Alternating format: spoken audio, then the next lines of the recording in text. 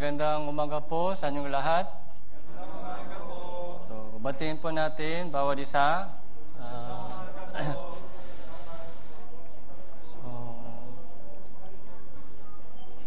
Salamat po sa choir, sa magandang awit po sa Panginoon. So, bago po tayo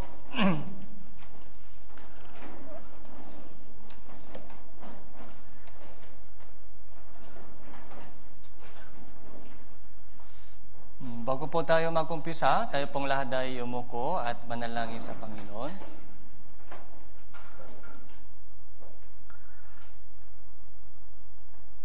Banal at mahabaging Amang Diyos, salamat po sa inyong dakilang biyaya at pagmamahal po sa amin. Nung nagtungo po kami sa kapahamakan, naawa kayo sa amin at binigyan niyo po kami ng panibagong pag-aasa at panibagong buhay na lumalakad po kami ayon po sa inyong dakilang kalooban. Sa umagang ito, nagtipon-tipon po kami sa inyong harapan sa pangalan ng Panginoon. Turuan niyo po kami ng dakilang kalooban mo upang malaman po namin kung ano ang gagawin po namin sa aming natitirang panahon sa buhay. Meron din po dito na dumadaan sa matinding pagsubok sa kanilang buhay. Palakasin po sila sa pamamagitan ng inyong salita. Alam po namin na ang pag-aaliw ng Panginoon, yun po ang tunay na kaaliwan po sa amin. Habang buhay pa po dito kami sa mundong ito, alam po namin na may ministeryo na itinanggap po namin mula sa inyo na ipangaral ng Ebanghelyo sa mga maraming naliligaw na kaluluwa. Gamitin niyo po ang bawat isa sa amin dito upang maipahayag ang Ebanghelyo sa mga kaluluwa na napapahamak. Lalo na po yung mga pamilya po namin na hindi pa ligtas, maawa po kayo sa kanila at bigyan niyo po sila ng pagkakataon na makinig ng salita ng Ebanghelyo sa pamamagitan ng bawat isa sa amin dito. Mula sa simula hanggang sa katapusan ng itong gawain, kayo lamang po Panginoon sumama at kumilos po sa amin. Ito po yung aming panalangin sa pangalan ng Panginoon Hesus Kristo. Amen. So, buksan po natin ang ating Biblia. So, pangalawang Kronika, chapter 36. Lumang Tipan, pangalawang Kronika, chapter 36. So, verse 15 po.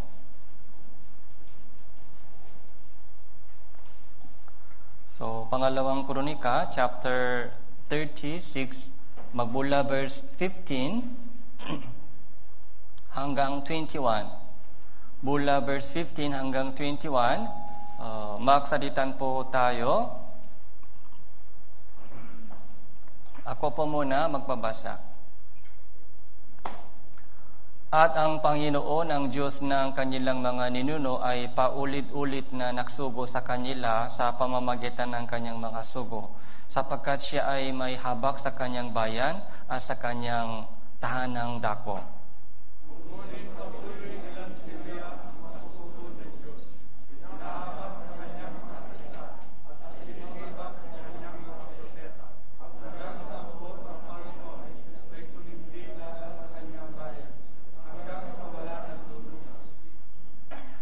Kaya dinala niya sa kanila ang hari ng mga Kaldeo na siyang pamatay sa kanilang mga kabatang lalaki sa pamamagitan ng tabak sa bahay ng kanilang sengtuaryo.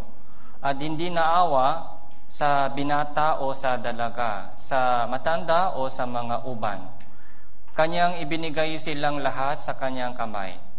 Lahat ng mga kagamitan sa bahay ng Diyos, malaki at maliit, ang mga kayamanan sa bahay ng Panginoon, at ang mga kayamanan ng hari, at ang kanyang mga pinuno, ay dinala niyang lahat sa Babylonia.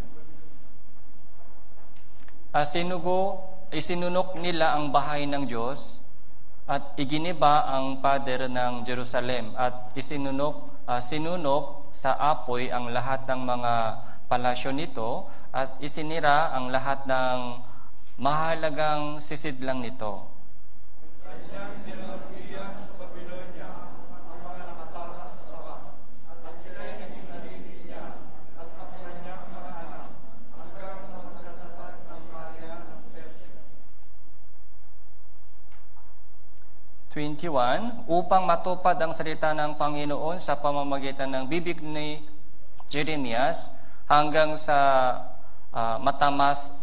matamasa ng lupain ang mga sabat nito. Sa lahat ng mga araw na ito, na iwang wasak, ito ay nangilin ng sabat upang ganapin ang 70 taon. Okay. So, from verse 15 hanggang 21, so binasa po natin tungkol sa wasak ng Jerusalem. So ngayon po ay pag-aralan po natin tungkol sa yung katangian ng Diyos, kung sino si God. So lahat po ng mga topic po sa Biblia ay tungkol sa Diyos. So dapat lumago po tayo sa pagkakilala sa Kanya, kung sino Siya. Yung buhay po natin, mula nung ipinanganak, yung buhay po ng maraming tao sa mundong ito ay nakafocus sa sarili. Ganito ako, ganito yung buhay ko. Kaya yun po yung isip ng maraming tao. So, ganito ako. Pero yung Biblia po ay nagsasalita sa atin tungkol sa Diyos. Bakit po? Siya po yung lumikha sa atin. So, siya po yung lumikha sa atin, tapos siya po yung nagsasalita po sa atin kung sino tayo, kung ano ang mahalaga sa buhay natin. Kaya kailangan po natin kilalanin ang Diyos sa ating pamumuhay Kristiyano. Yun po yung tunay na kayamanan po natin. So, ano po yung kayamanan po natin? Yung kaalaman tungkol sa Diyos. Yung pagkakilala sa Diyos, yun po yung tunay na kayamanan po natin. So, ibig sabihin, kapag nakilala po natin ng Diyos, mayaman tayo. Pero kung hindi kilala ang Diyos, may problema po tayo sa ating buhay. So gusto po ninyo maging successful sa buhay po natin? Ano po yung paraan para maging successful po tayo sa ating buhay? Yung successful po sa business, trabaho, o mga pag-alaga sa mga bata, yun po yung mga kategory ng success po sa buhay po natin. Hindi po. Yung buhay po natin ay nakumpisa mula sa Diyos. Tapos, yung buhay po natin sa mundong ito ay sa pamamagitan ng tulong at gabay ng Panginoon. Tapos, pagkatapos ng buhay po natin sa mundong ito, babalik po tayo sa Diyos.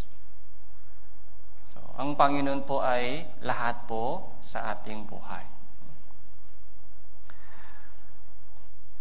Kaya yung lumang tipan po, yung history po ng bansang Israel ay isang napakagandang example po sa atin.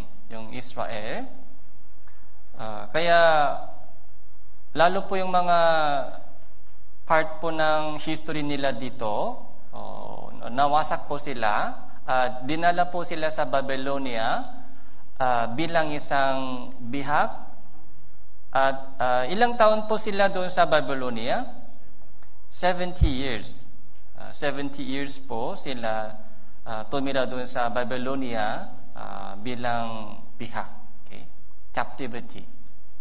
So may may istorya po dito. May lesson po tayo dito. Sana matutunan po natin yung mahalagang lesson po sa mga nangyari sa kanila. Dahil ang nangyari sa kanila po ay nangyayari po sa ating lahat. Yung istorya po nila ay isang lesson po, mahalagang lesson sa ating lahat. So 15, punta tayo. Ang Panginoon ng Diyos ng kanilang mga ninuno ay paulit-ulit na nagsugo sa kanila sa pamamagitan ng kanyang mga sugo, sapagkat siya ay mga habak sa kanyang bayan at sa kanyang tahanan dako. 16, ngunit patuloy nilang tinuya ang mga sugo ng Diyos. Hinahamag ang kanyang mga salita, nililibag ang kanyang mga propeta hanggang sa ang puot ng Diyos ay tumindi laban sa kanyang bayan hanggang sa wala ng lunas. So, hanggang sa tumindi ang puot ng Diyos. So, nagalit ang Diyos sa kanila. Nagalit. So, tandaan po natin, pansinin po natin yung words, ang puot ng Panginoon ay tumindi. Ganon din po nangyayari po sa ating panahon. Tumitindi po ang puot ng Panginoon. Nanonood pa ba ninyo yung opening ceremony ng Paris Olympics? So, matindi po, di ba? Matindi. Yung takbo ng salibutan po ito ay laban talaga sa Biblia. Okay? Laban talaga sa Biblia. Kaya lahat po ng mga Kristiyano po ay galit na galit po sa kanilang seremonya. Okay. So, sinisira po nila yung batas ng Diyos. Sinisira po nila yung mga yung order, yung mga kalikasan ng tao. Okay? Yung kalikasan ng tao, lalaki, babae. Sinisira po nila yung mga boundary ng lalaki at babae. Okay. Mga transgender. So, meron din po yung mga athlete na sumali, mga transgender. So, hinahayaan po nila. So, kahit tao po, galit po sa mga nangyari sa ating panahon. So, lalo na po yung mga puot ng Diyos. Pag nakita ng Diyos ang nangyayari sa ngayon sa mundo ito, tumitindi po yung puot ng Diyos ngayon. Okay, tumitindi. So, para may idea po tayo sa background po ito,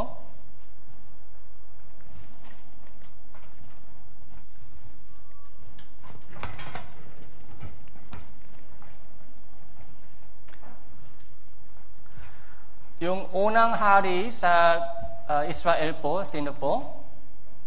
Si Saul. Pangalawa po, si David.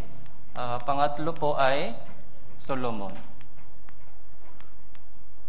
Sa panahon po ni Solomon, dahil sa kanyang kasalanan, nahati po yung Israel sa bandang sa dalawa, North Israel and South Judah. Okay?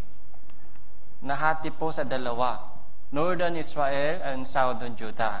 Kagaya po ng Korea. So, North Korea, South Korea. So, taga saan ako? I came from South Korea. So, yung North Korea ay komunista sila.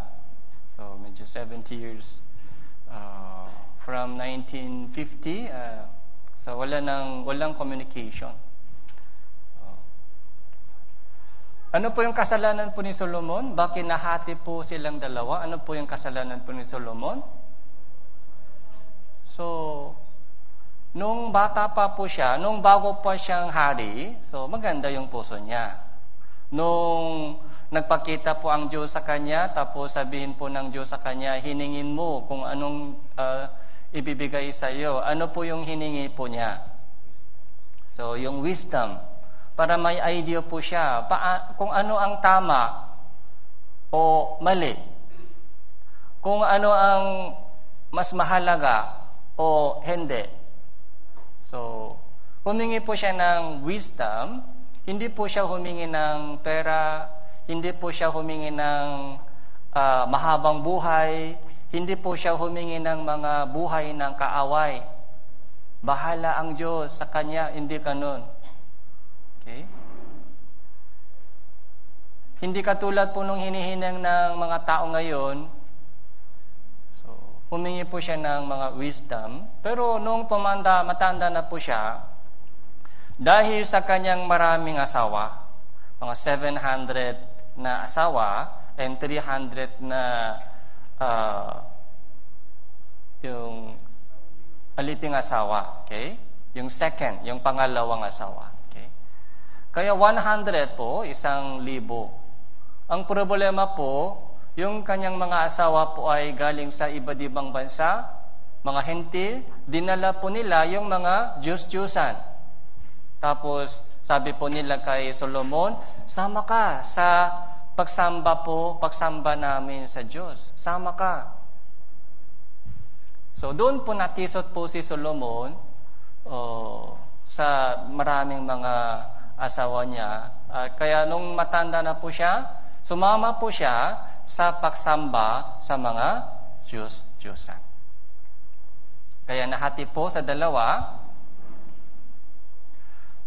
Pero tuloy-tuloy po yung kanilang kasalanan. Paulit-ulit. Okay? Isinugo ng Diyos sa kanila yung mga propeta. Paulit-ulit. Pansinin po natin yung words, paulit-ulit. Hindi lamang po isang beses.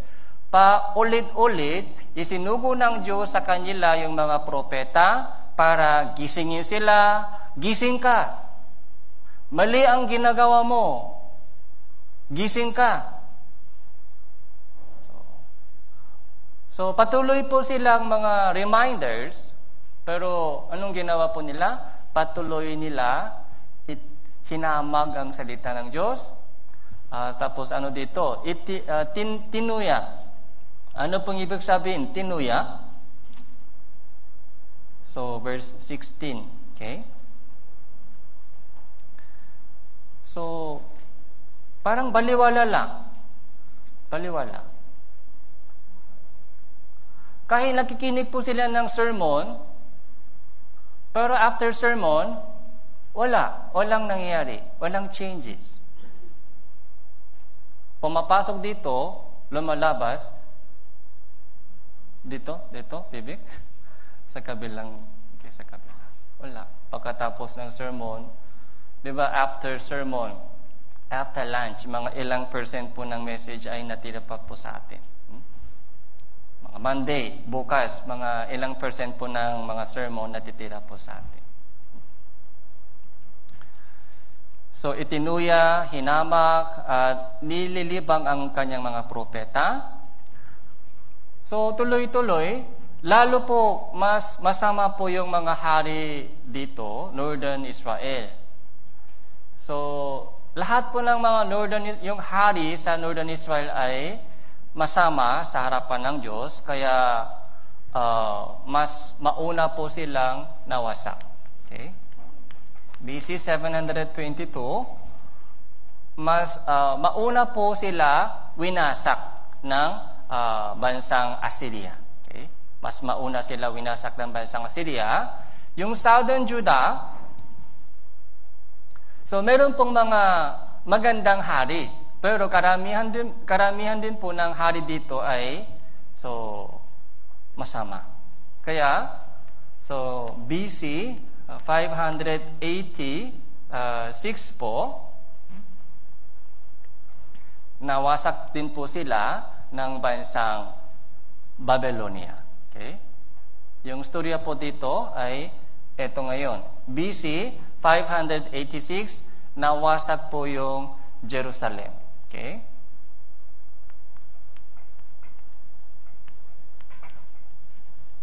Jerusalem was 4. Okay? BC 586.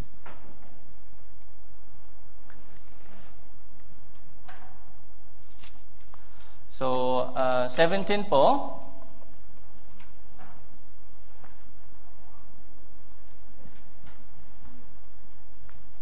Ito po yung mula 17, ito po yung nangyari noong BC 586. Okay? BC 586.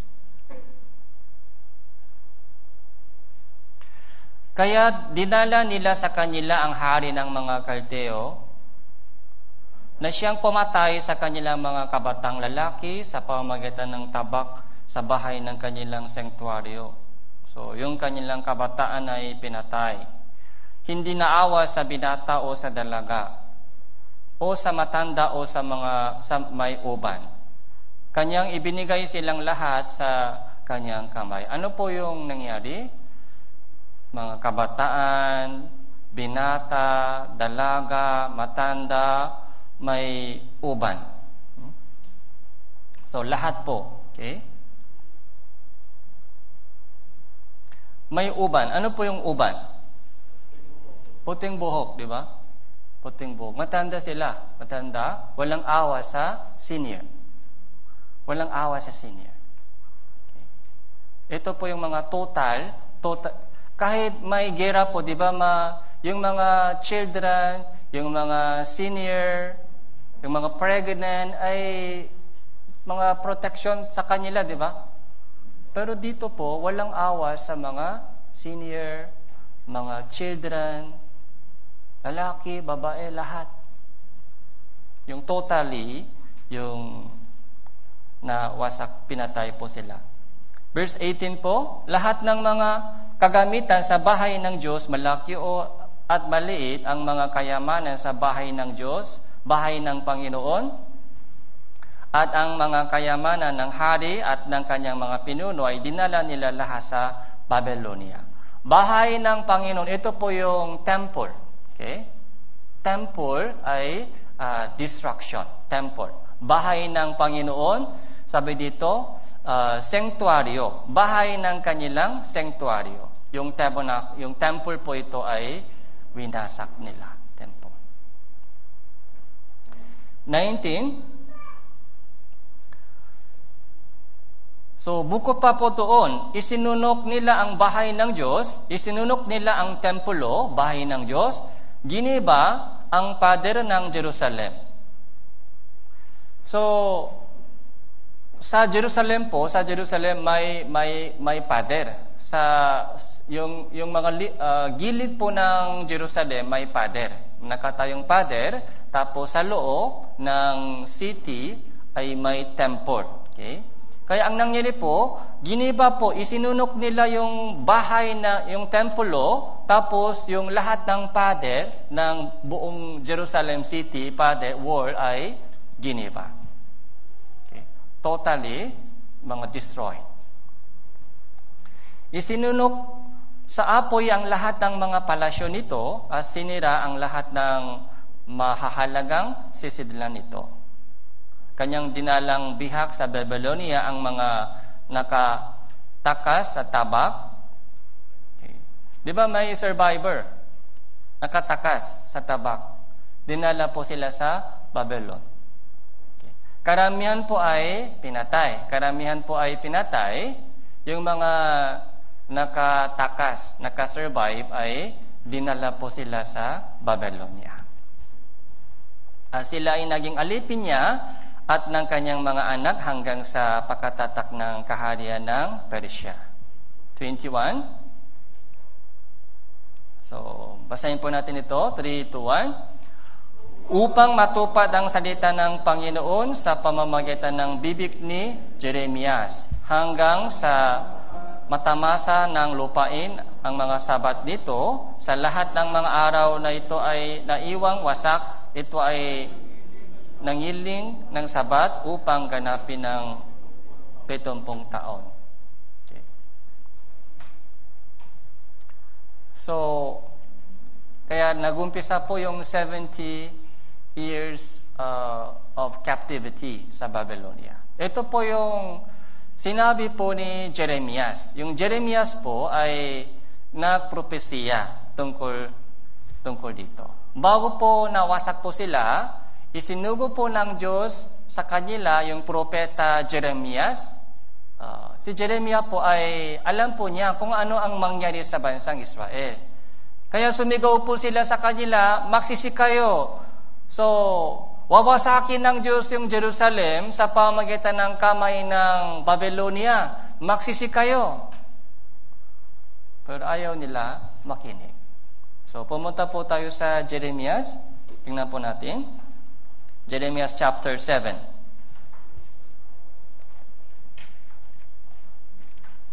Sa Lumang Tipan, Jeremias chapter 7.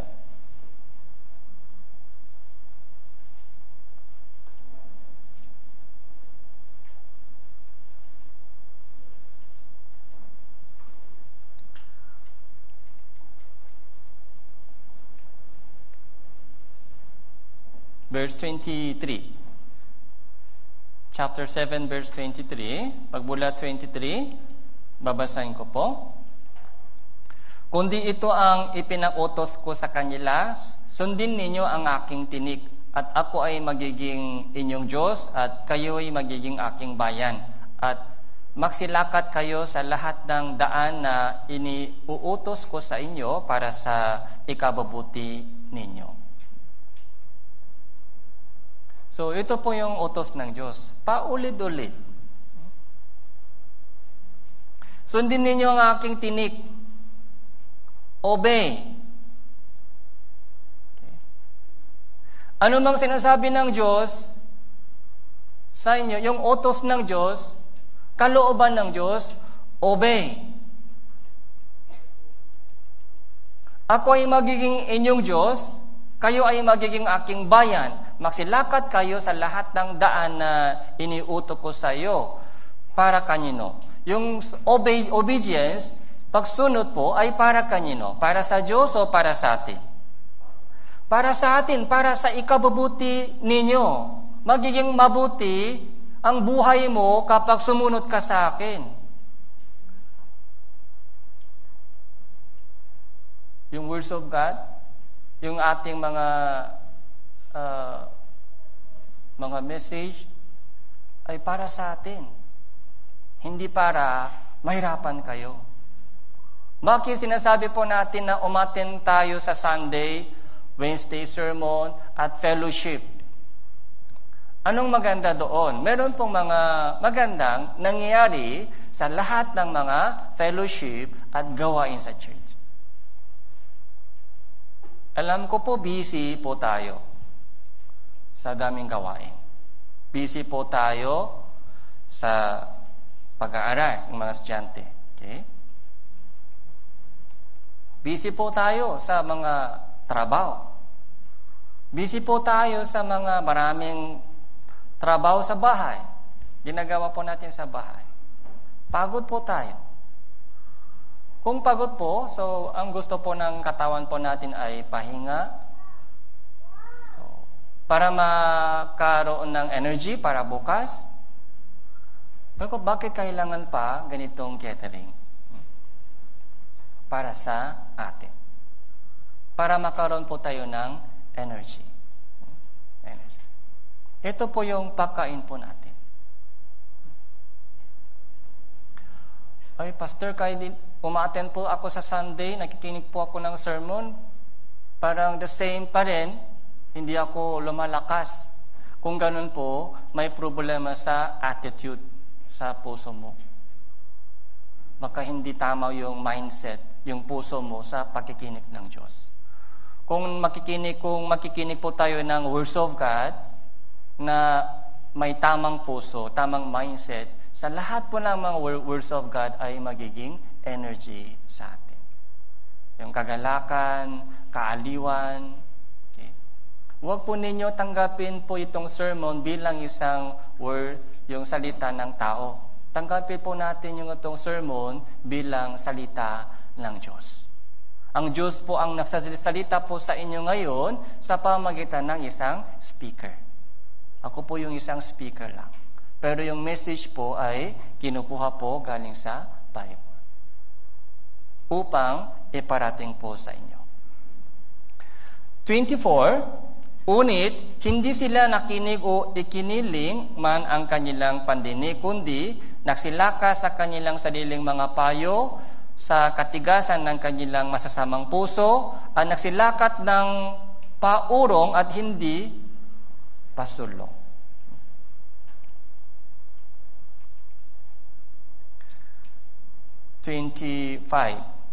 Mula ng araw na ang inyong mga magulang ay lumabas sa lupain ng Ehipto hanggang sa araw na ito, isinugo ko sa inyo ang lahat kong lingkod na mga propeta na araw-araw akong bumabangon, maagat, at isinusugo sila. Gayunmay, hindi sila nakinig sa akin o ikinilang man ang kanilang pandinig, kundi pinapagmatigas ang kanilang leeg, sila ay higit na masama kaysa kanilang mga magulang.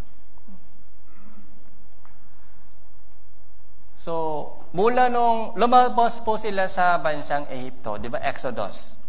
So, Genesis, Exodus, doon po sa Exodus, sa panahon po ito po yung panahon po ni Moises. Mula sa panahon po ni Moises, mula nung panahon po ni Moises hanggang ito, yung panahon po ni Moises, around ilang taon po? So, Moises, around BC, 1,500 years. BC, hanggang BC 585. Mga ilang taon po lumipas na? Around ilang taon? So, from BC 1500 hanggang BC 586, mga ilang taon lumipas na? Around 1,000, di ba? 940, mga sabi po natin, 1,000.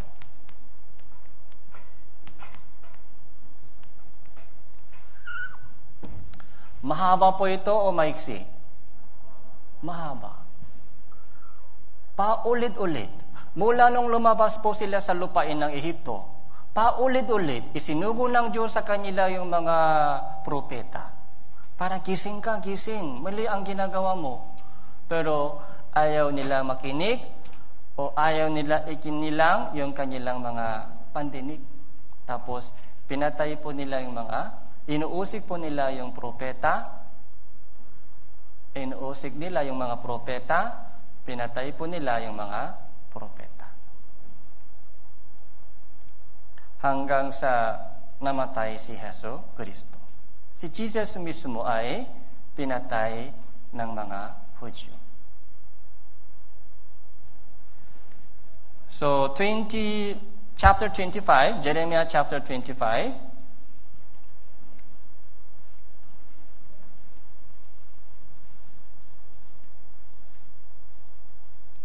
So, Jeremiah chapter 25,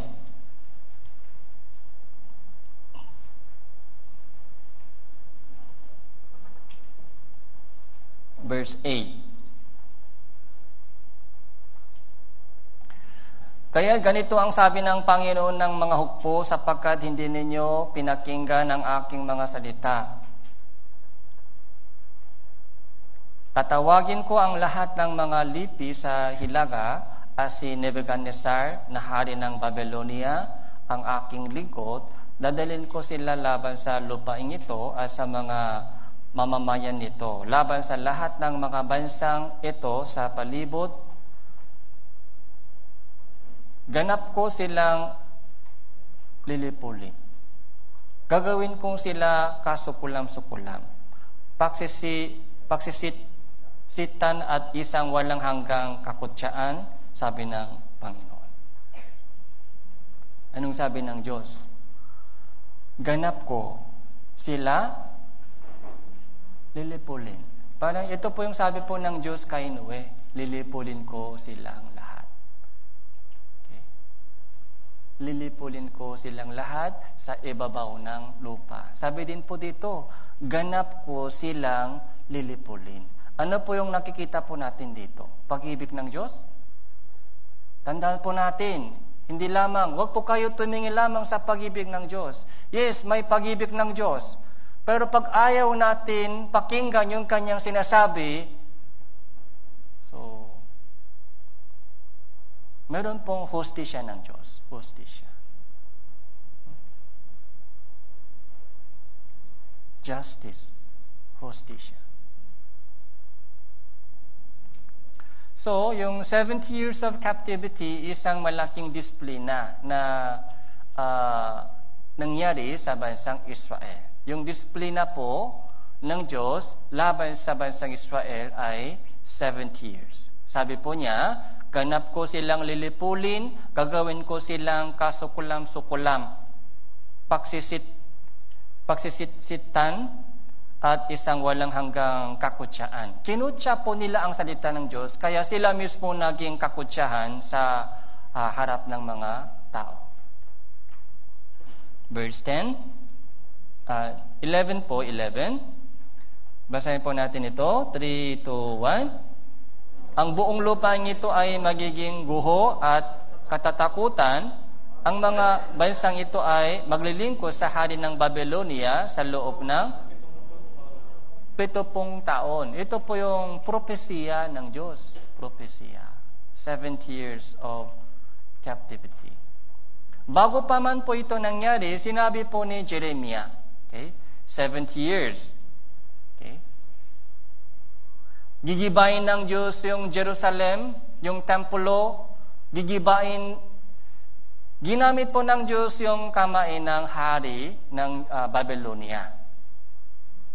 Nawasak po yung templo, giniba po yung lahat ng mga pader sa buong Jerusalem. Tapos yung mga pinatay po yung mga tao, so tinala po sila sa Babylonia bilang bihag. 70 years.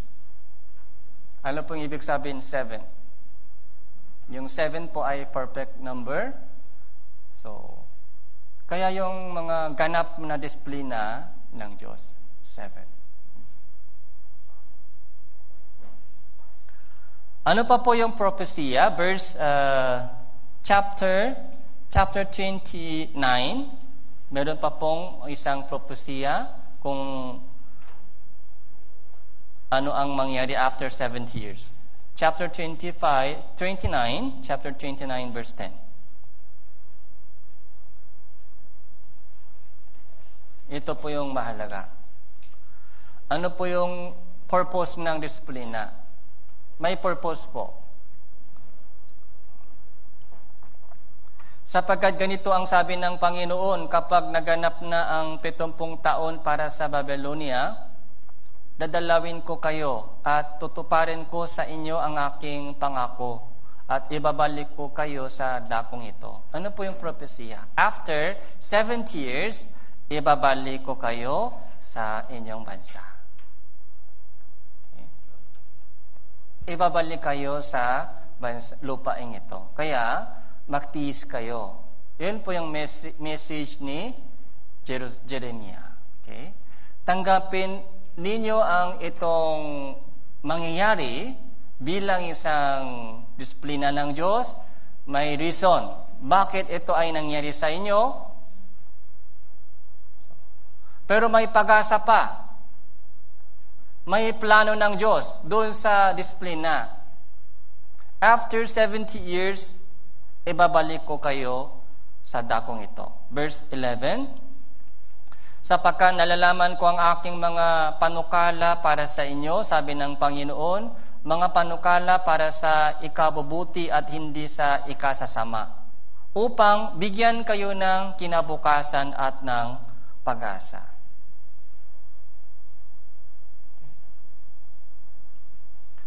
So, napakaganda po yung verse po ito. Ang aking panukala. Okay. Ano po yung panukala? So, ang aking panukala, ang aking panukala, so, yung isip ko, o yung proposal, yung isip ko, yung plano ko ay para sa iyo, sabi ng Diyos. para sa iyo. Yung mayroon akong magandang plano para sa iyo, sabi ng Diyos. Magandang plano ako para sa iyo. Maisip, okay. Hindi para mahirapan ka, ang pinaka-purpose ng, yung magulang po, di ba yung puso ng magulang? So, gusto ko po itong sabihin sa iyo. Sa lahat po ng mga magulang, sa puso po ng magulang, may pag-ibig. Tama po? Walang magulang na walang pag-ibig sa kanilang mga anak.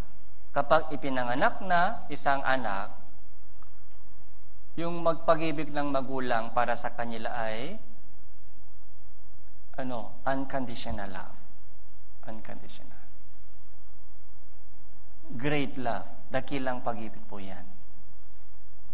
Kaya isa sa mga blessing ng pagiging magulang ay nararasan po yung pag-ibig ng Diyos. Kahit tikim lang, nararasan po yung pag-ibig ng Diyos. Yung pag-ibig ng Diyos ay ganun kadakila.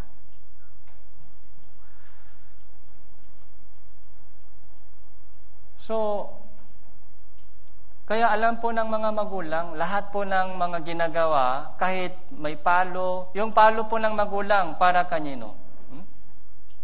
Pinapalo mo yung anak mo para patay siya? Hindi. Pinapalo mo yung anak mo para mabali yung buto? Hindi.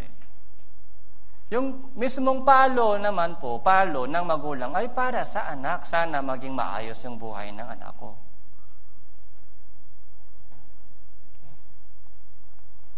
Hindi naman ito naintindihan ng anak. Ay, bakit nagagalit siya sa akin? Baka ako ay anak sa labas. Bakit ganito yung mga ginagawa ng magulang sa akin? Hindi nila naintindihan. Okay? Na lahat po ng mga isip ng magulang ay para sa kanila. Lang sakripisyo, mga yung plano nila, yung isip nila para sa anak. Ganun po yung puso ng Diyos. Ang aking mga panukala para sa inyo, sabi ng Panginoon, mga panukala para sa ikabubuti, hindi sa ikasasama natin, upang bigyan tayo ng kinabukasan at pag-asa. Upang bigyan po tayo ng magandang future. Para maging maayos yung ating future. Kaya minsan yung gamot ay mapait na gamot, yung palo ng Diyos. Pinapalo po tayo ng Diyos. Habang pinapalo po tayo ng Diyos, sakit, hirap. Habang dumadaan po tayo sa palo ng Diyos o disiplina ng Diyos, ano po yung nangyari sa ating puso? Okay? Lumalapit po tayo sa Diyos. Bumabalik po tayo sa Diyos at lumalapit tayo sa Diyos. Napapalapit sa Diyos. Yun po yung magandang pakinabang ng disiplina. Kaya verse 12, at kayo ay tatawag sa akin, kayo ay lalapit at dadalangin sa akin at dilinggin ko kayo. Hahanapin ninyo ako at matatakpuan kapag hinahanap ninyo ako ng inyong buong puso. Tumawag ka sa akin, lumapit ka sa akin, manalangin ka sa akin, makikinig ako sa iyo. Ready na ako. Nandito ako lagi. Tumawag ka sa akin. Hindi ako natutulog sa gabi. Kahit madaling araw. Pagkagising sa umaga, hating gabi, anytime. Ready na ako. Okay? Tumawag ka sa akin, lumapit ka sa akin, tumalangin ka sa akin. Hanapin ninyo ako, matatakpuan ako. Ano po ang hinahanap po ninyo? sa buhay? Saan po kayo lumalapit kapag may problema? Saan po kayo tumatawag? Saan po kayo lumalapit? Sino ang hinahanap mo sa buhay? Dapat ang Diyos. Siya po yung lagi ready, handa. So, ito po yung propesya po ni Jeremias. After 70 years, ibabalik ko kayo dito. Okay? So, balik po tayo sa pangalawang kronika.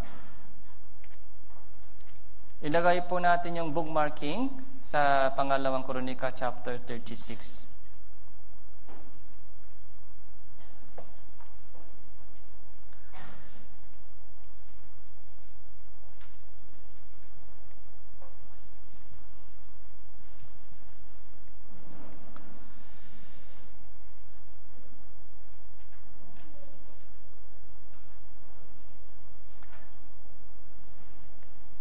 Verse 22.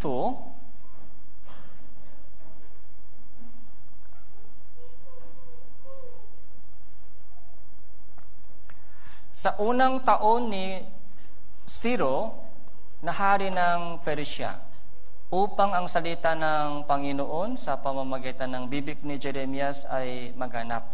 Kinilos ng Panginoon ang espiritu ni Ciro, na hari ng Persia, kaya't siya ay nagpahayag sa kanyang buong kaharian. Ito ay kanya din isinulat. Ciro, tama po ba yung pronunciation? Ciro. Ganito ang sabi ni Ciro, na hari ng Persia. Lahat ng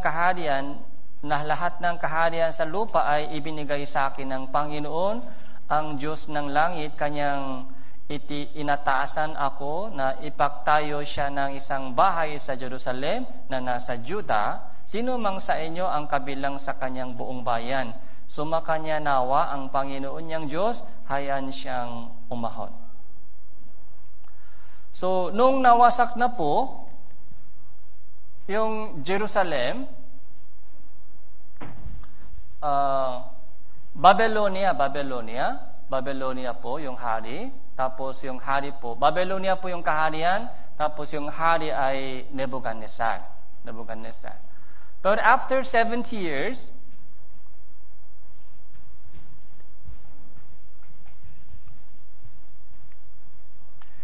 so Persia. Ano po yung pangalan ng hari? Ciro. Okay? Ciro. So, BC 536, okay. Nagumpisa na po na bumalik po sila sa dating lupain. Nagumpisa. 520, 516. Okay? Meron pong mga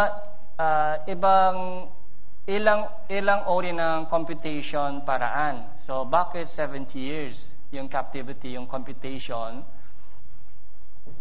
So, mula dito, so sa BC 586 po, nawasak po yung templo ng Diyos, Jerusalem. Nawasak po yung templo. Okay? So, BC 560, rebuild. Okay? Rebuild Jerusalem. Ano po? Temple muna. Tandaan po ninyo, temple muna itinayo. Wala pang pader. Okay? Wala pang pader. Temple muna. So, itinayo. Sa panahon po ni Ciro. Kailan? BC 560.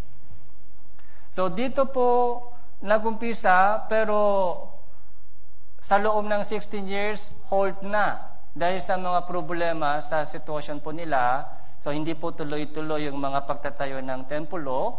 Kaya 16 years, lumipas na. Dito po, umpisa ulit. Okay? Resume po yung mga construction.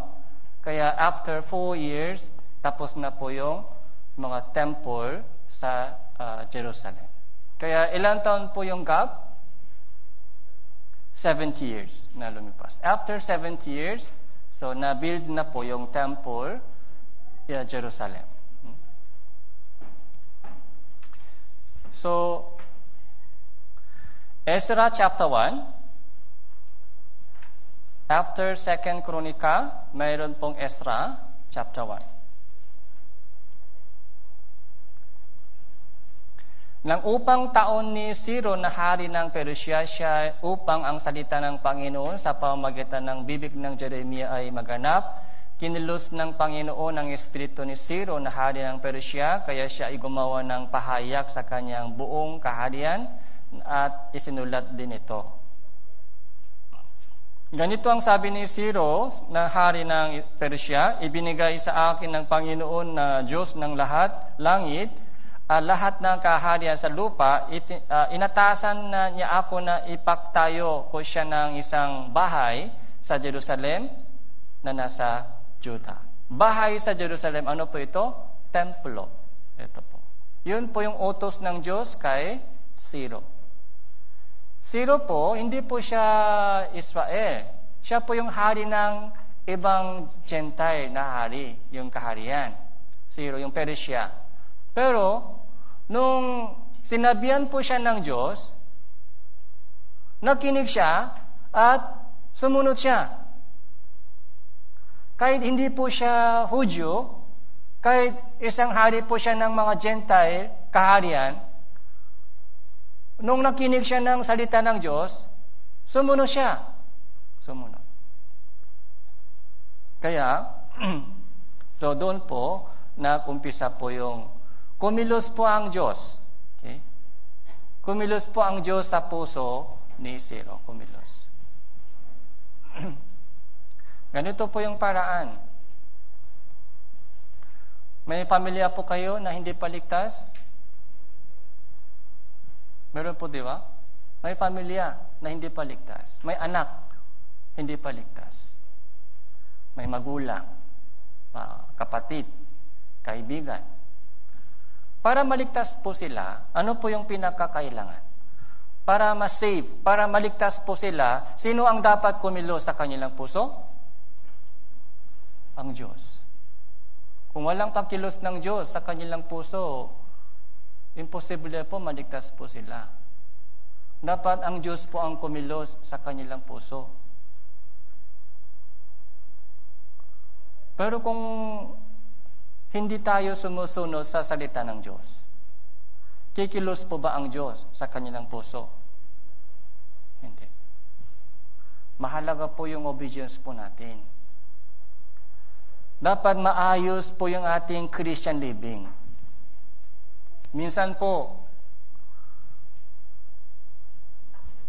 naririnig ko po yung mga prayer request po nila ng mga kapatiran. Sana maligtas yung mga pamilya ko, anak ko. Pero yung Christian life nila ay hindi maayos. Ginagawa pa rin po yung mga bagay na hindi karapat-dapat bilang isang Kristiyano. Ginagawa pa. Pero, nandyan pa rin yung mga prayer request. Alin po talaga yung gusto po natin? Prayer request talaga yung gusto natin matupad? Kung ganun po, kailangan po natin tigilan yung mga bagay na hindi karapat-dapat bilang isang Kristiyano. Kung walang obedience, huwag po kayo umasa na matupad yung prayer mo. Habang hindi sumusunod sa salita ng Diyos, kung hindi maayos yung Christian life ko sa harapan ng Diyos, paano matutupad yung mga prayer mo? Sana maligtas yung mga magulang ko, yung mga asawa ko, yung mga anak ko. Huwag po kayo umasa na matupad yung prayer mo. Kailangan po yung check-in, yung ating sarili, yung pamumuhay Kristiyano, okay ba ito sa harapan ng Diyos? Sumusunod pa ako sa salita ng Diyos? Kung ganoon, kikilos ang Diyos sa kanilang puso. Sana, tandaan po ninyo ito. Choose one. Choose one. Kung prayer request, kung yun talaga yung gustong mangyari sa kanila, yung mga bagay na hindi karapat-dapat bilang isang Kristiyano ay dapat alisin, tanggalin. Kung ayaw tanggalin, kung ayaw alisin, kung nandyan pa rin po, kung ginagawa pa rin po, yung mga bagay na hindi karapat-dapat bilang isang Kristiyano, huwag po prayer request. Stop na lang, prayer request. Ayaw ng Diyos, pakinggan ganong prayer request. Okay. Kailangan po natin doing our best. Okay. Bago mag-request po tayo sa Diyos, sana kumilos kayo sa puso nila. Dito po, kahit siya po yung isang hari ng Gentiles, okay, Persia, paano natupad po yung propesya ni Jeremias? Paano natupad po yung propesya ni Jeremias? Kumilos po ang Diyos sa puso ni Ciro. Hindi po siya Hudyo, isang Gentile na hari. Pero nung kumilos po ang Diyos sa kanilang puso, so ito po yung sabi niya, inatasan niya ako na ipagtayo ko siya ng isang bahay sa Jerusalem na nasa Judea. Okay. So, sino man, sumakanya nawa ang Panginoong niyang Diyos, hayaan siyang umahon. Kaya, nagumpisa po yung mga rebuilding of temple sa Jerusalem. So,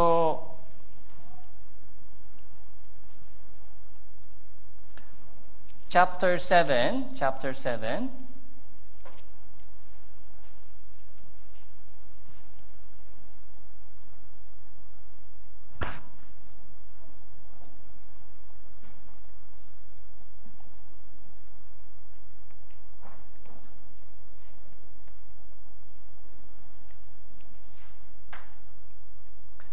Chapter 7, verse 1. Basahin po natin ito. 3, 2, 1. Pagkatapos ng mga bagay na ito sa paghahari ng hari Artaxerxes na hari ng Persia, si Ezra na anak ni Seraya, na anak ni Asadias, na anak ni Hilkias.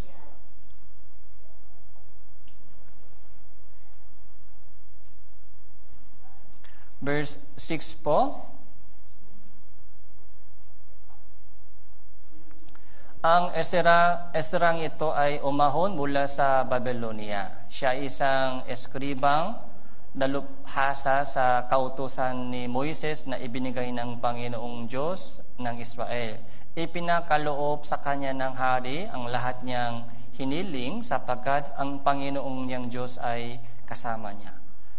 So, meron pong isang taong Ezra. Okay?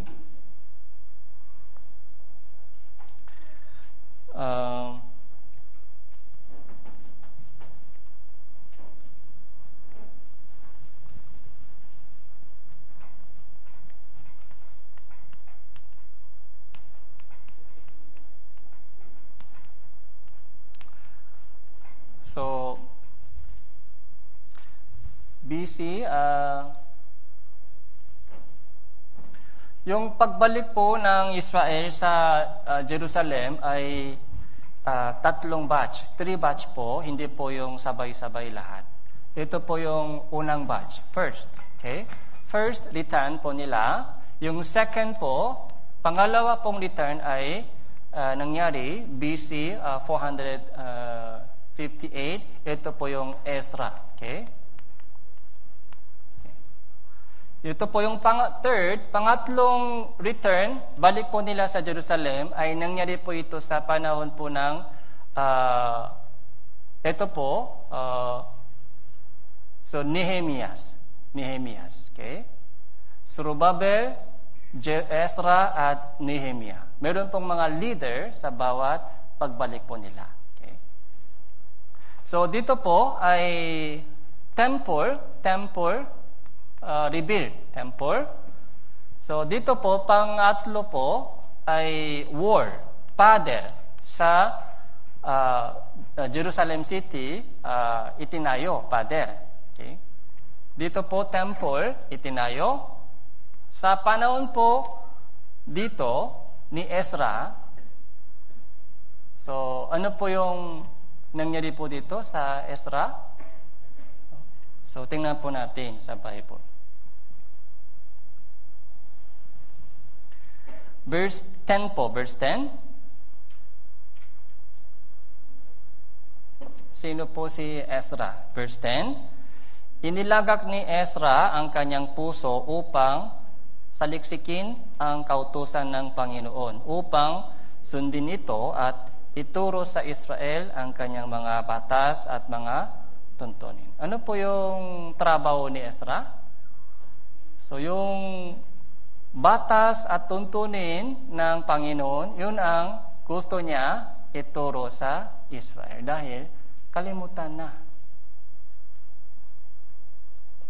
Sa loob ng 70 years, yung mga natira po sa Jerusalem, nakalimutan na po nila yung mga words of God. Nakalimutan. Yung buhay po nila ay naging katulad ng buhay ng unbelievers. Dahil matagal na sila sa sakop ng ibang bansa, Babylonia, Persia. Kaya yung culture ng Babylonia, culture ng mga Persia, yung makamundong bagay, doon po sanay yung mga Israel. Kalimutan po nila yung Bible, lumang tipan. Kaya yun po yung mission po ni Ezra. Sa mga Israelita, ituturo ko sa kanila yung mga words of God, yung batas ng Diyos, tuntunin ng Diyos. Yun po yung resolution po nila. Resolution po ni Ezra. Diba, unang pagbalik, templo muna. Pangalawang balik ay batas ng Diyos. Itinayo ni Ezra sa kanilang puso. Pangatlong balik ay pader, itinayo ni Nehemias.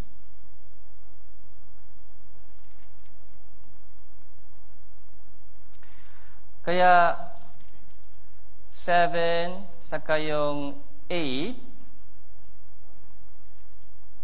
So, nag-prepare po siya bumalik sa Jerusalem. Verse chapter 8.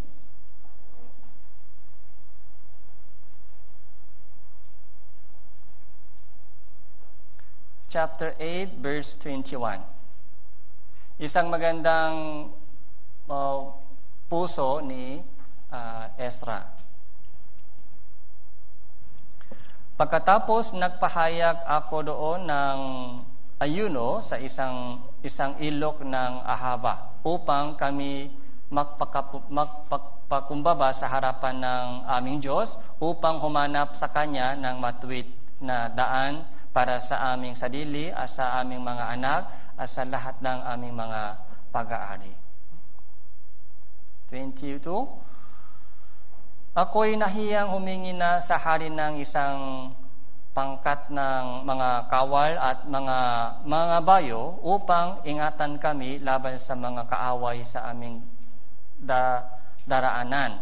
Yamang aming sinabi sa hari, ang kamay ng aming Diyos ay para sa kabutihan ng lahat na humahanap sa Kanya. At ang kapangyarihan ng Kanyang puot ay laban sa lahat ng tumatalikod sa Kanya.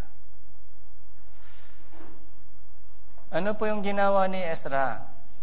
Humingi po siya ba ng tulong sa hari o hindi? Hindi po siya humingi ng tulong sa hari. Nahiya siyang humingi sa hari ng mga kawal, mga ngabayo, para sa proteksyon. Siyempre, takot. Sa malayong biyahe, on the way, maraming mga kaaway, maraming mga problema, mga mangyayari sa on the way. Kaya, kung may kasamang mga kawal, mga sundalo, soldier, mas safe trip. Yun ang dapat hingi sa hari. Kasi yung hari po ay willing naman siya mag-provide ng lahat ng mga request. Anong kailangan mo? Sabihin mo, ano ang kailangan mo sa mga biyahe mo hanggang sa Jerusalem? Ibibigay ko sa iyo lahat ng sasabihin mo. Pero si Ezra po ay hindi siya humingi. Bakit po? Sabi niya, may tulong ng Diyos. Hindi kailangan tulong ng tao. May tulong ng Diyos. Yun ang lagi po niyang sinabi sa hari. Kami ay tinutulungan ng Diyos. Kami ay iniingatan ng Diyos. Ganun po yung mga sabi po niya sa hari lagi, pag humingi ng tulong sa hari, yung kanyang testimony ay masisira. Masisira. Kaya ayaw niya humingi ng tulong sa hari. Sapat na po yung tulong ng Diyos sa akin. Sapat na po, hindi kailangan.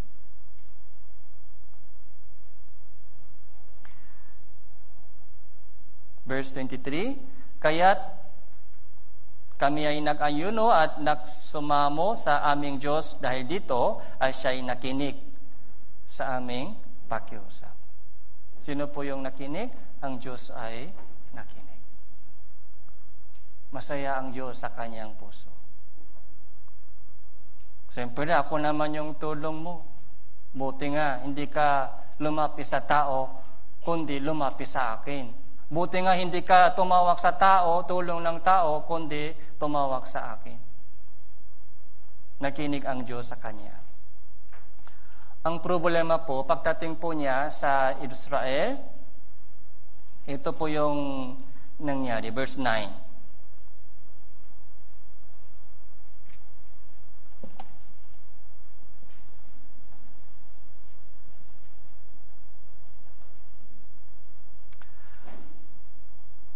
Pagkatapos na magawa ang mga bagay na ito, nilapitan ako ng mga pinuno at sinabi, ang taong bayan ng Israel at ang mga pare at mga Levita hindi pa humihiwalay sa mga taong bayan ng mga lupain ayon sa kanilang mga karumihan sa mga Kananeo, Heteo, Pereseo, Sebuseo, Amonita, Moabita, Ehipsyo at mga Amoreo, sapagkat kumuha sila ng kanilang mga anak na babae para sa mapangasawa nila at ng kanilang mga anak na lalaki. Anupat ang banal na lahi ay humalo sa mamamayan ng mga lupain.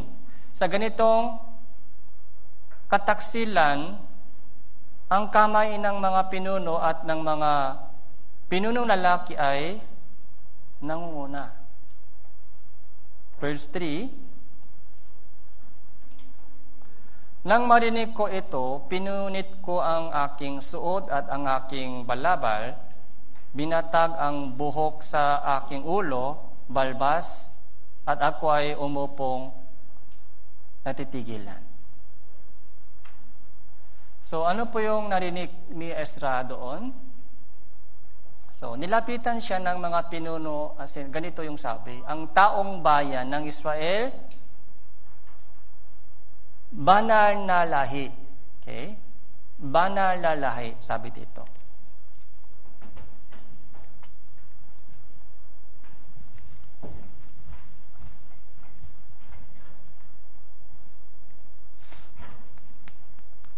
So, Israel sa lumang tipan ay shadow po sila ng Christian.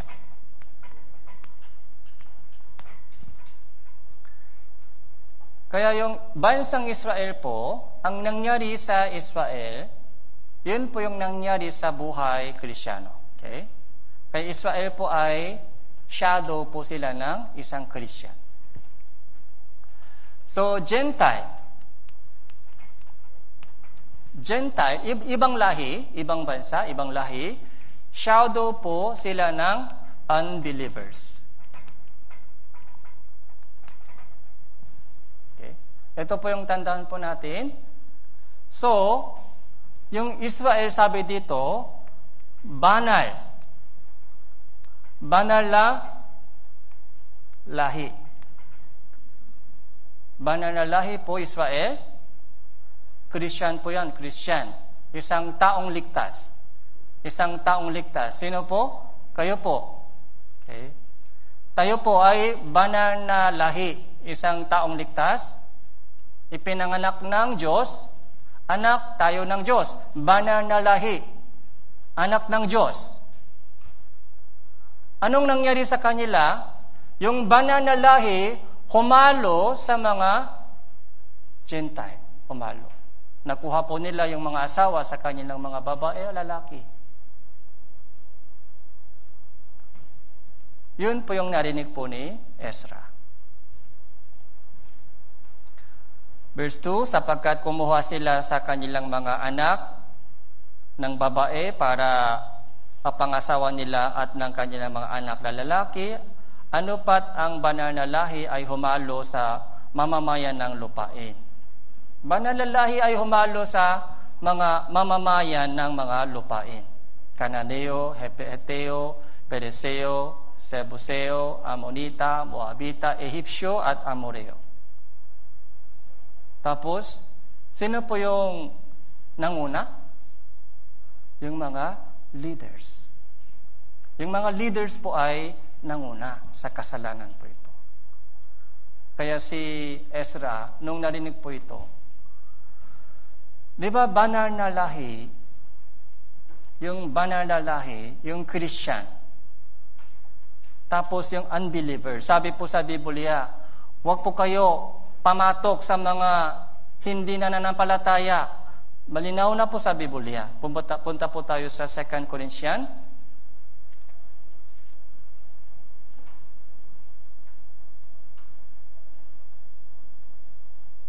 Verse 6. 14.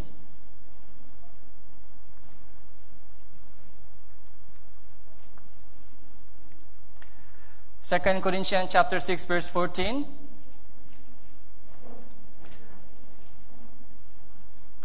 And 15, basahin po natin ito ng 14 hanggang 16 po, basahin po natin ito, 3, 2, 1. Huwag kayong makipamatok sa mga hindi mananampalataya, sapagkat anong pagsasama meron ang katuwiran at sa kasamaan, o anong pagsasama meron ang liwanag sa kadiliman, at anong pagkakasundo meron si Kristo kay Belial, o anong bahagi meron ang mananampalataya sa hindi mananampalataya. Anong pakikipagkaisa meron ang templo ng Diyos sa mga Diyos-Diyosan? Sapagkat tayo ay templo ng Diyos na buhay, gaya ng sinabi ng Diyos, ako ay maninirahan sa kanila, alalakas sa gitna nila. Ako ay magiging kanilang Diyos, at sila ay magiging aking bayan. Kayo ay templo ng Diyos. Sa lumang tipan, meron pong mga physical nakikitang templo. Pero nawasak po yung templo dahil sa kasalanan po ng mga Israelita, yung kasalanan po nila ay pagsamba sa mga Diyos-Diyosan. Dahil po sa daming asawa ni Solomon, pagkatapos kahinhati po sila sa dalawa, ganun din po, tuloy-tuloy po sila sa pagsamba sa mga Diyos-Diyosan nila. Nawasak po sila sa panahon ng Assyria, Babylonia. So, dinala po sila sa Babylonia bilang isang bihak after 70 years.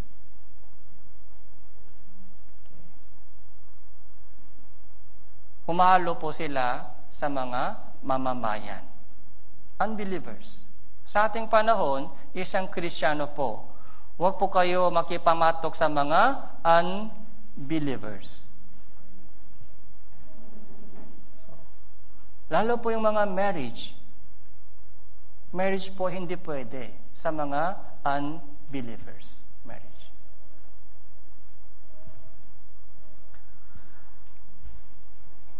Mga sa ating panahon, di ba, mula nung high school, mga college, or sa maraming mga kabataan, may boyfriend, girlfriend po sa libutan. Ano po yung mas mahalaga po sa atin? Yung mga pamantayan po ng unbelievers, mga nakikitang bagay, di ba? Mga mayaman, o matalino, o magandang hitsura, maganda at gwapo. Yun po yung mga nakikita po nila. Pero sa loob ng church, ano po yung pinakamahalagang factor o yung bagay? Faith, pananampalataya. Sabi dito, hindi mananampalataya. Anong ibig sabihin? Yung pananampalataya po, yun po yung pinakamahalagang bagay. Dapat parehong pananampalataya para makasama. Para makasama. The same faith. Kahit lahat ng ibang mga bagay ay nandyan na. So, magandang, mayaman, matalino, guwapo at maganda. Pero kung hindi ligtas, unbeliever siya, unbeliever. Huwag kang makipamatok sa unbelievers.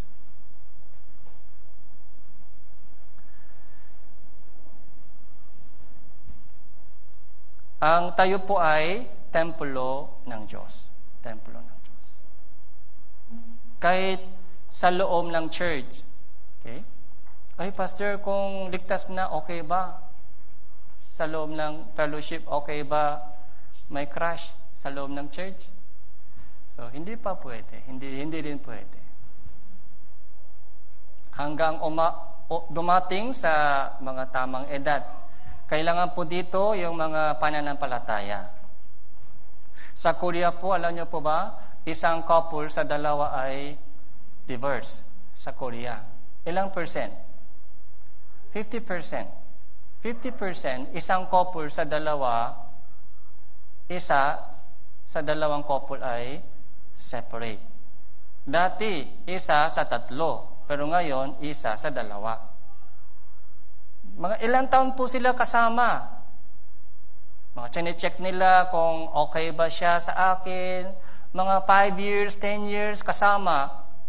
Pero bakit humihiwalay pa sila after marriage? Dahil mas mahalagang bagay sa marriage life kaysa mga emotion. Yung mga emotion, yung feeling, hindi po siya tumatagal po. Yung mga burning emotion o intimacy, tawag po, hindi po siya tumatagal. Ang mahalaga po sa marriage life ay yung mga humble mind, respeto sa bawat isa, respect sa bawat isa, humility, mga understanding mind. Yun po yung mas mahalaga para matagal po yung mga marriage life, para sa maging magandang marriage life. Huwag po kayo mag-focus sa mga emotion ngayon. Mga emotion, mga feeling mo, hindi po siya tumatagal. Tapos, alam po ng Diyos na, di ba yung marriage po ay, ang Diyos po may plano din po para sa marriage po natin. Yung marriage po natin ay kasama din po sa plano ng Diyos sa inyo. Ang Diyos po ay kilala ka ng Diyos, kaya alam ng Diyos kung sino po ang mas magandang ka-soulmate mo. Soulmate. Di ba, hindi po body mate. Hindi po yung mga intelligence mate. Kailangan po natin yung mga spirit mate. Soulmate. Kaya habang nag-aaral pa kayo, focus lang kayo sa study and church life.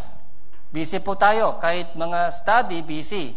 Mga church life, fellowship, mga busy. Mag-focus po kayo. Pag may trabaho, mag-focus kayo sa mga work and church life. Kulang po yung oras. Kahit dalawa, kulang po yung oras. Tapos pagdating sa mga tamang edad, so doon po, mag-umpisa po ng prayer para sa marriage. After graduation, so pag may trabaho na, so mag-umpisa po ng prayer para sa marriage. bibigyan kayo ng good soulmate. Okay? Kilala ka ng Diyos. Minsan meron pong mga kapatiran na, ako na lang maghanap. Ako na lang maghanap. Kulang po yung faith sa Diyos. Akala mo na kilala mo yung sarili. Hindi naman po. Kahit ako mismo, hindi pa masyadong kilala natin sarili. Kilala tayo ng Diyos. So sana, ipagkatiwala po natin yung ating marriage sa kamay ng Diyos. Sa makapangyarihan kamay ng Diyos. Kaya,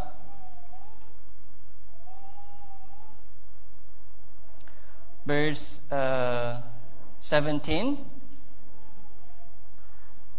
kaya nga, lumabas kayo sa kanila at humiwalay kayo, sabi ng Panginoon, huwag kayong humipo ng anumang bagay na marumi. Kayo ay aking tatanggapin at ako ay magiging ama sa inyo at kayo ay magiging aking mga anak na lalaki at babae. Sabi ng Panginoon, makapangyarihan sa lahat. So, chapter 7 verse 1, ito po yung last verse po natin. Basahin po natin ito ng sabay-sabay. 3, 2, 1. Mga minamahal, yamang taklayin natin ang mga pangakong ito. Linisin natin ang ating mga sarili mula sa bawat karumihan ng laman at espiritu na ginagawang saktal ang kabanalan sa pagtatakot sa Diyos. So, meron po tayong pangakong ito. May pangako. Ano po yung pangako? Sasamaan kita. Kahit anumang mangyari, kahit lumalakad ka sa libis ng kadiliman, ng kahirapan, sasamahan kita. Linisin po natin yung ating sarili mula sa bawat karumihan ng laman, ng espiritu. So, ginagawang saktal ang kabanalan sa pagtatakot sa Diyos. Yung holiness, kabanalan. Yung takot po dito ay hindi po takot. Yung takot po dito, pagtatakot sa Diyos ay kasamang respeto. Okay? Respeto. Fear of the Lord. Kasamang yung takot na may kasamang galang. So, yun po yung kalooban ng Diyos sa atin. Kaya, hindi lamang po sa ganong mga bagay, pati sa ating panahon, di ba, yung mga media, yung mga smart cellphone, yung mga games. Okay? Kung meron po kayong game sa cellphone, sana delete. Okay? Burahin. Saka bawasan po natin yung oras sa mga YouTube, saka yung mga social media.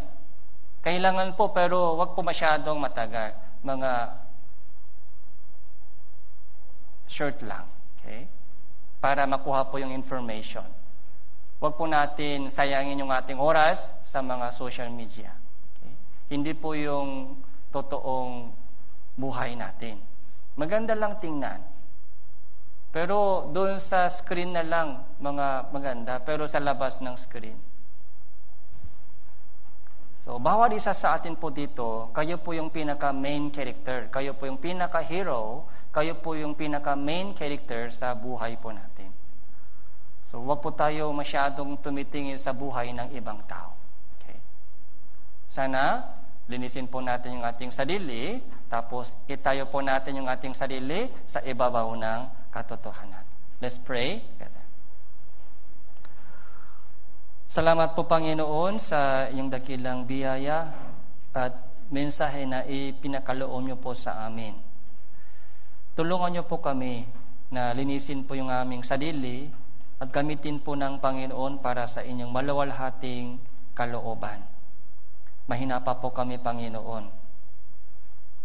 Pagkalooban niyo po kami ng resolution sa aming puso at kalakasan at matatag na pananampalataya. Nawa lahat po ng mga Tanawan Church brothers sisters ay patuloy na lumakad ayon sa inyong dakilang kalooban at makapaglingkod sa inyo. Magmula Sabado, gaganapin po namin ang Youth Bible Camp at maraming naliligaw na kaluluwa ay sasama at naghihintay po sa aming invitation. Gamitin niyo po ang lahat ng mga kabataan, high school young others group, and mother's group and father's group para sa itong dakilang gawain.